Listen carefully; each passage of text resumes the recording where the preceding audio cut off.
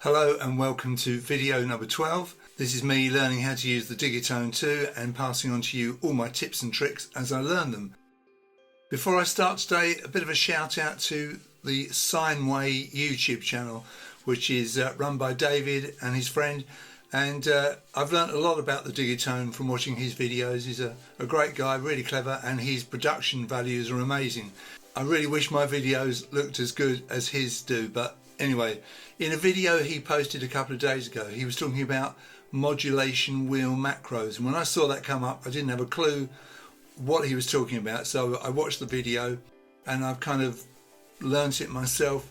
So what I'm going to do today, I'm going to dumb it right down for all those people that follow my videos. I'm well known for doing videos for beginners where I really strip the thing right the way back, and I might add a few other bits in there that maybe Sineway didn't cover in their video. But anyway, thank you to David, and I hope you enjoy this one. The idea here is to set 4 effects up per track, which can all be controlled by one encoder, which is the level data encoder, this one here. Or of course you can connect a MIDI controller, and I'll do that later on in the video to show you how that works as well. In Sineway's video, David uses one of the new Novation controllers, which looks pretty tempting. At the time of doing this video, I think they cost around about £200, so not expensive, and I'm contemplating getting one of those myself, but I think I've spent quite enough money on gear for 1 year at the moment anyway. Right, I'm going to show you this on the Digitone 2, but actually I figured it out on the Digitact 2. Because the machines are so similar, I'm only going to do videos on the Digitact 2 which are specific to that machine, because the controls are almost the same for both machines. So a lot of the videos I've already done on the Digitone 2 you can apply to the Digitact 2 if you've got that as well. And what I'm going to show you today is on both of those machines, this modulation wheel macros. So how do we get to it? Well, you hold function down, there's a surprise. Keep holding onto the function button, press the down arrow 1, 2, 3 times, let go, press yes, and you're in. You can see 4 encoders here, and they relate to these E, F, G and H encoders. And you can see I've already assigned things to these. The encoder above is the one you turn to see the destination for this. So if I just turn this slightly, you'll see, I'll just go back, it's on the frequency of the filter, and you can scroll through all these. I think they're exactly the same as the destinations for the LFOs. I can't swear to that, but I'm pretty sure I'm right. Once I've chosen the one I want, I simply push down on the encoder and it's locked in. You'll see it's turned up to 57.08.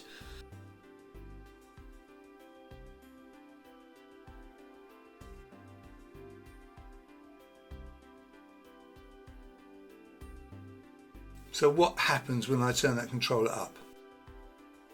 Right, I've got to put my headphones on there. I've got the classic one on, one off, so I can hear myself in the room here, but also hear what's going on in the Digitone. So let me remind you, this is the modulation setup for the mod wheel. So just imagine that the Digitone 2 had the classic mod wheel, the sort of thing, the wheel you push forward, make the sound go really wobbly, bring it back. I'm sure you know the sort of thing. Well, it doesn't have that, but what it does have is this level data controller. When you rotate this encoder, it's the same as pushing that modulation wheel forward and back. And of course, if you plug in a MIDI keyboard, you just use your mod wheel on that, and I'll show you that later on. So we'll run the track, and if I rotate this level data control,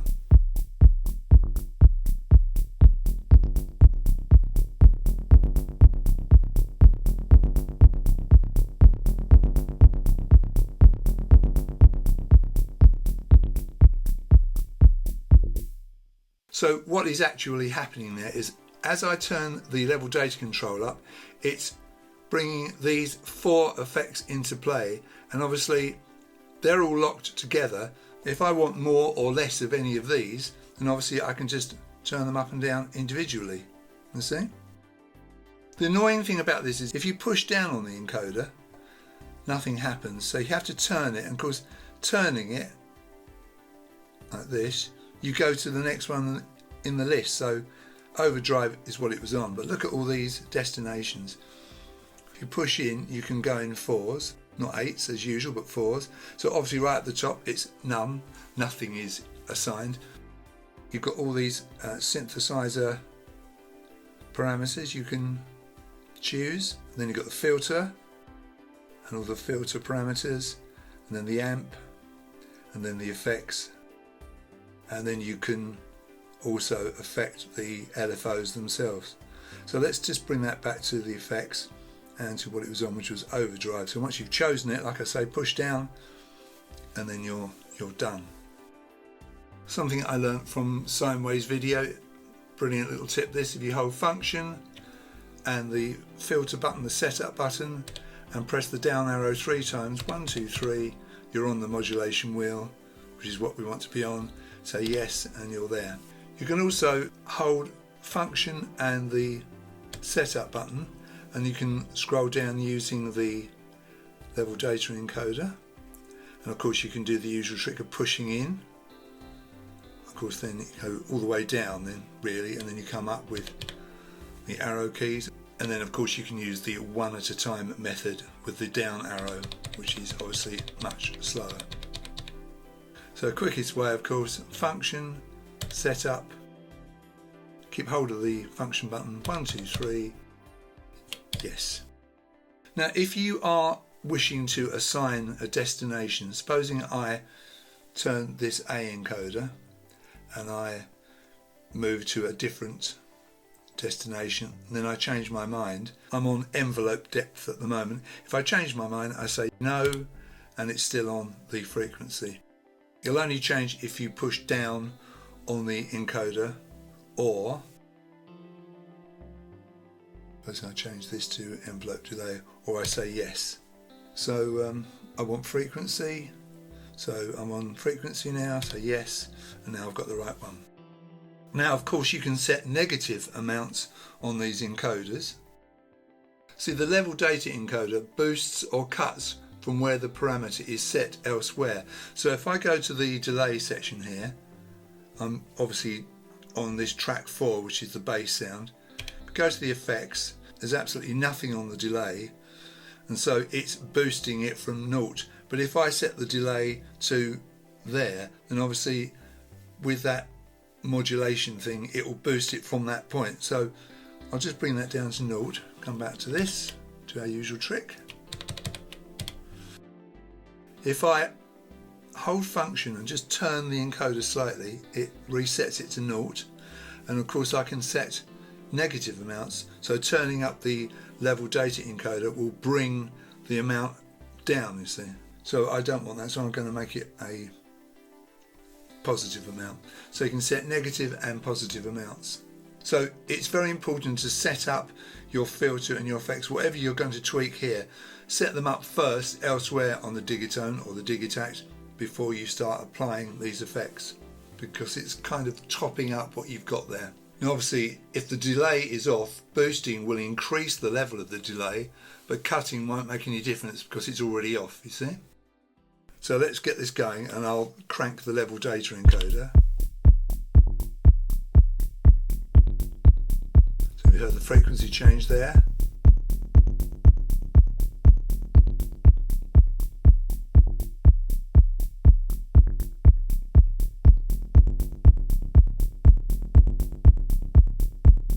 And of course if you come off this, if I say no, it's still there, hasn't gone away.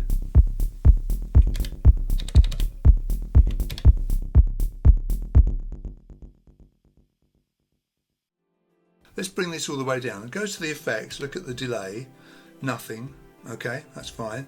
Come back to this. Now, if I boost this all the way up, come back to the delay, it hasn't changed, you see, it doesn't show in the effects view that I boosted the delay, so it's not clever enough to do that. What's amazing about this is, of course, you can do this for each track. So if I come to the kick drum, and I come to this, you see on this I've put an effect here. What have I got here? This is a different filter I've used on this. I think this one is I've used the legacy low pass, high pass on this. So I'll come back to this. I've boosted the frequency on this, so just run this. Actually, what I'll do is I'll go to the mute mode and I'll mute that bass for the moment. So we'll run this. I've got the frequency on the E encoder and I've got the resonance on the F encoder and nothing on these two. So let's just run it.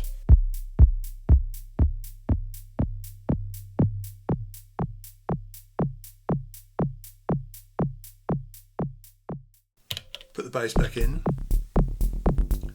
So let's just really change that. Now we'll go to the fourth track where the bass is. There's our modulation setup for that. Bring that down. Notice the kick drum has still got that change. It's pretty impressive, isn't it? Now you can do a similar thing with the pitch bend. So if I come out of this, say no, come up to pitch bend and say yes. Now you can see that I've got the reverb set. Now this is the pitch bend. So if I had a keyboard plugged in and I crank the pitch bend, and of course you can go up and down with that, you can change parameters here as well. So let's see what we've got here. Let's just mute the kick drum.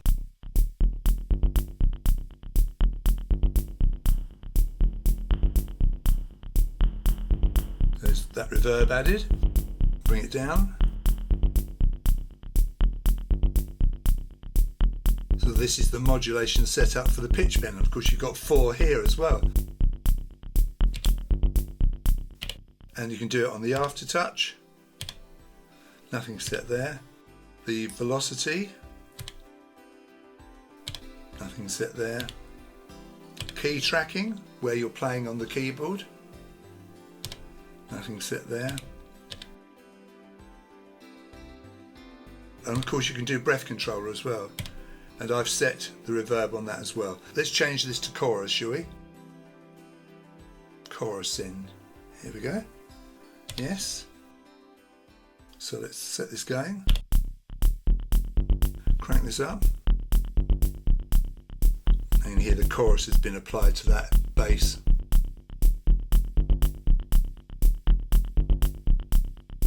So incredibly powerful. And of course, this is the breath controller. This is simulating using a breath controller, but instead of doing that, I'm just rotating this because it's control change number 2, the breath controller. And that's what this has already been preset to. And obviously if you use an external keyboard, you've got to set it up on that, and we'll do that in a moment. Now of course, if you set your controller to control all MIDI channels from the same channel, and then set all receive channels on the Digitone 2 or Digitac 2 to the same number, you could set up all 16 tracks with different macros and control it from one slider. So you could set the modulation wheel to change all the macros on all the tracks. That would be incredibly powerful, wouldn't it? Okay, so I've plugged in my Arturia Keystep 37, MIDI out from that into the MIDI in of the Digitone 2, fairly obviously, just a standard MIDI cable. That's what I like about the Elektron gear, it's the proper 5-pin MIDI cables. I'm a bit old school in that regard, I'm afraid. Now there's not a modulation wheel on this, there's a modulation slider. So if you look, as I move, now it's set at 0 at the moment on the Digitone. If I push my finger up the slider on the Arturia, there's not a wheel on this, it's just like a ribbon controller. Watch what happens. Keep your eye on the Digitone. You see that is the modulation wheel on the Arturia operating that. So if we run the sequence,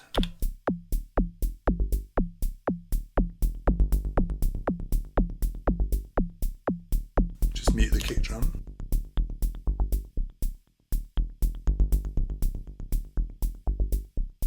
See? So if I go to the kick drum, I need to change to MIDI channel 1. We'll bring the slider all the way down. I'm now going to open up the filter using the modulation slider on the Arturia.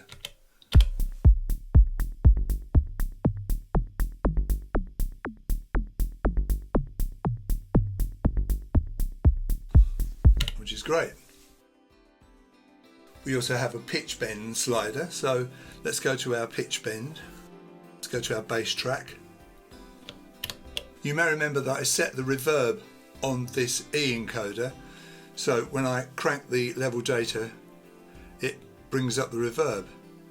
Now it's very important, let's just come out of this for a moment, come up to the pitch bend depth to set that to 0, because if you set that to anything other than 0, when you crank the pitch bend on your controller or you crank it on the level data encoder, the pitch will change as well. So let's just bring that all the way down there, run the track, and we should hear extra reverb on our bass.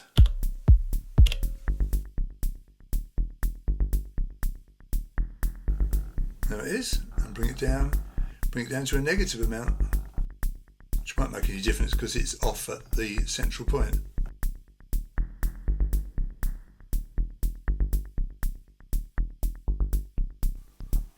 So yeah, that's brilliant, isn't it? So that's using an external controller. Now you can use your external controller to operate the breath controller modulation. Okay, I'm not going to use a breath controller. I can set a CC up on this to send that information to the Digitone. So let's come out of this, go to breath controller. Yes, it's set on chorus at the moment. Right, so I happen to know that the breath controller is control change number 2. So we need to set it up on the Arturia. We'll just bring it down here manually on the Digitone.